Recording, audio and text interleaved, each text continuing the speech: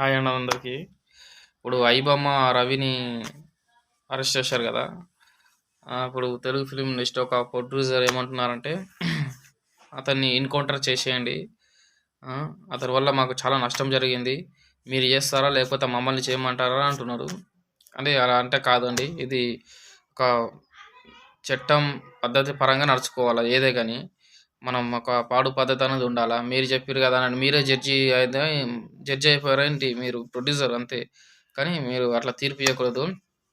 Exactly అలాంటి వాళ్ళని మనం యూజ్ చేసుకోవాలా. 'శివాజీ' అన్న ఒక ఈవెంట్‌లో చెప్పాడు. అలాంటి పెద్ద హ్యాకర్‌ని మన దేశం కోసం, మన రాష్ట్రం కోసం యూజ్ చేసుకోవాలి. అంతేగాని ఇష్టం ఉన్నట్టు ఎన్‌కౌంటర్ చేసేసి అంత పెద్ద హ్యాకర్‌లని చంపుకుంటే మనం వేస్ట్ అయిపోతాం. కాబట్టి అలాంటి వాళ్ళని మనం మంచి పనులకు యూజ్ చేసుకోవాలా.